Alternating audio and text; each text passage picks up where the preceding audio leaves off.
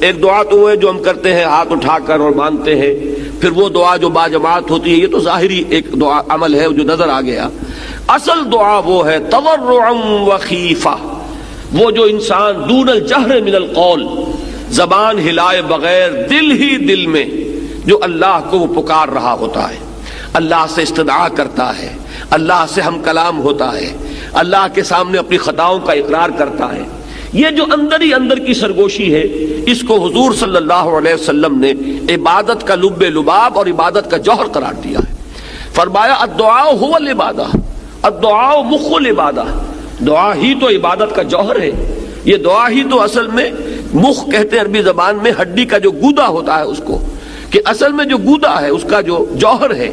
وہ در حقیقت دعا ہے کہ کبھی بھی انسان اللہ کے سوا کسی اور کو نہ پکارے۔ اور نمبر دو یہ کہ اس کا یہ پکارنا جو ہے، دعا کرنا جو ہے اپنے پروردگار سے، یہ بھی مخلصین لہ الدین،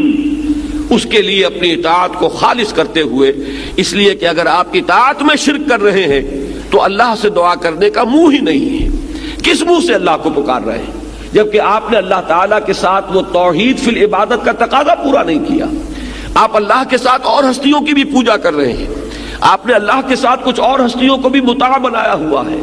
اور تو کیا آپ نے نفس کو مطاع بنایا ہوا ہے، آپ نے دولت کو محبوب بنایا ہوا ہے اللہ سے بڑھ کر، تو کیا منہ ہے آپ کا کہ آپ اللہ سے ہم کلام ہو؟ لہذا در حقیقت یہ اندر کی جو اصل دعا ہے یہ وہی شخص کر سکے گا، اور اسی کا دل لگے گا اس میں کہ جو اپنی جگہ پر یہ احساس رکھتا ہو کہ میں نے اللہ کی بندگی کی ہے خالصتاً، اسی کی بندگی تمام بندگیوں سے آزاد ہو کر، تبھی اللہ سے دعا انسان صحیح معنی میں کرتا ہے۔ فادعوا اللہ مخلصین لہ الدین، پس دعا کیا کرو اللہ سے، پکارا کرو اللہ کو، لیکن شرط اس کے ساتھ ہے مخلصین لہ الدین، اس کے لیے اپنی اطاعت کو خالص کرتے ہوئے۔ اگر یہ نہیں ہو سکتا، ایک شخص کی زندگی جو ہے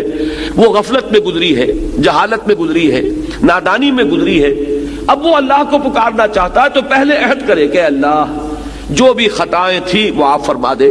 جو بھی مجھ سے غلطیاں ہوئی، تیرے احکام جو میں نے توڑے، اب عہد کرتا ہوں کہ آئندہ کوئی تیرا حکم نہیں توڑوں گا، تو اب اللہ کو پکاریے، اللہ سے دعا کیجئے۔ اسی چیز کا نام ہے استغفار اور توبہ۔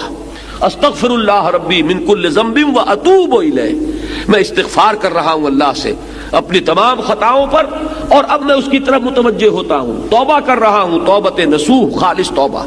تو استغفار اور توبہ جو ہے یہ در حقیقت دعا کے لیے گویا کہ بمنزلہ تمہید ہے۔ استغفار کیجئے، توبہ کیجئے، اب اللہ کو پکاریے، اللہ سے دعا کیجئے۔